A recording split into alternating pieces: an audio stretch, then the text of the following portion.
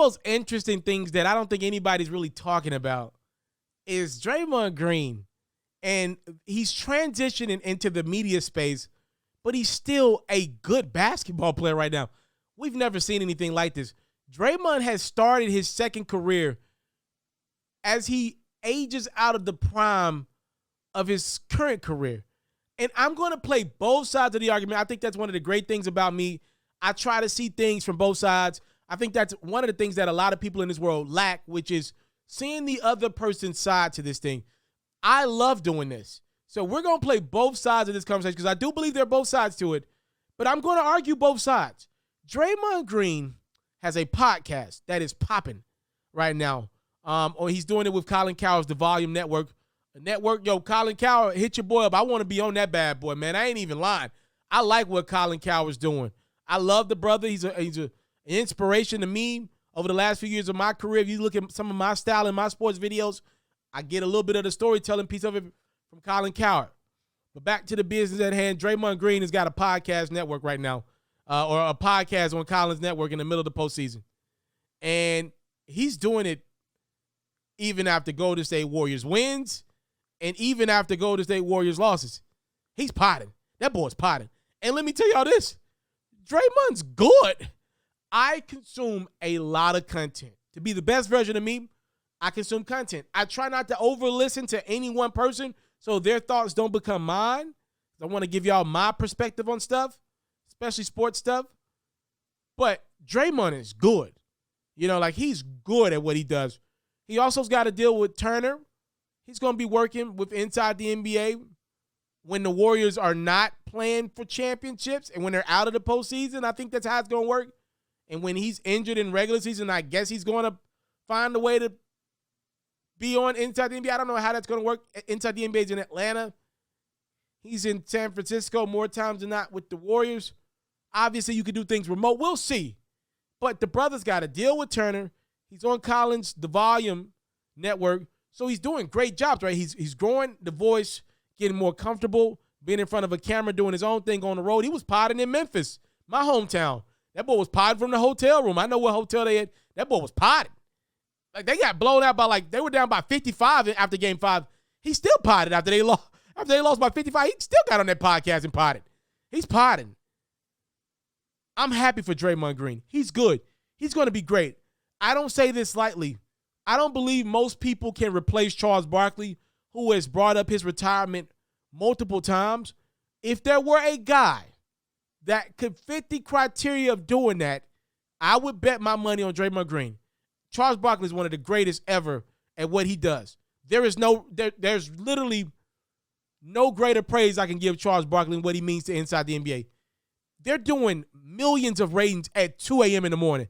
It's unheard of. Take my word for it. Draymond's got the chance to be about 75 to 85% of Charles Barkley. Charles got this charisma about himself that I don't think Draymond has all the way. But to get on your nerves, but you're still watching, Draymond's got that. Draymond's got that. I think it's great what he's doing. But I got to argue the other side of this thing, right? There is another piece to this puzzle that if I'm a couple entities, I'm looking at this is interesting. Draymond plays for the Golden State Warriors. They pay him $25 million a year to be the best version of himself. And though I don't believe a 1 or 2 hour podcast a week, whatever, how much he's giving them, he's giving the game some hours a week now. I don't believe that's taken away from, Draymond probably would be asleep during that time. I feel like a lot of him potting is just because he's in love with basketball, which is so great for me to see, right? He's in love with it. I will say this, though. If Draymond is talking too much and giving away tidbits to his team's success, to what they're doing, he's a smart dude, so he walks the line very, very well. But if he slips up, it maybe didn't affect him in the first round against Jokic and the Nuggets or in the second round against the Grizzlies. But Chris Paul is a savant. Those dudes are different over there in Phoenix, and Luka's a savant. Those dudes might be listening. Those series are going to be close enough where any little advantage could help the other team win.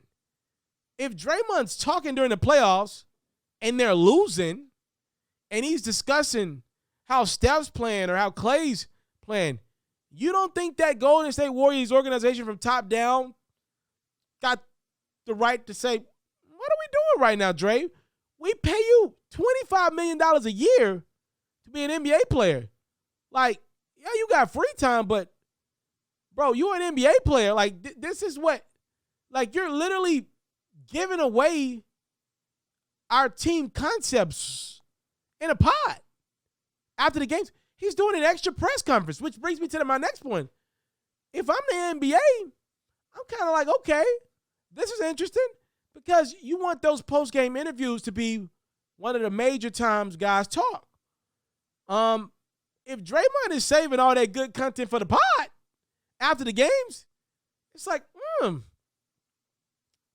this is interesting. Like, we want some of that good content for our interviews, for our reporters that are covering the game, for their articles that help promote the game. You giving it to you. If I'm the NBA, like, yo, you work with us. Like, yo, we need the promotion of the league through league mechanisms first, not through your pod. Again, the world is changing. Guys like Draymond Green are not going anywhere, and they shouldn't. There's a space for me to talk about the game of basketball. There's got to definitely be a space for a guy that actually plays the sport to talk about it. I'm not mad at it. I just think it creates an interesting dynamic in the league. And look, the Warriors have been able to win despite Draymond pod and so far. What happens if they get down 2-0? People ain't going to want to hear that mess, Dre. You podding, but your team losing.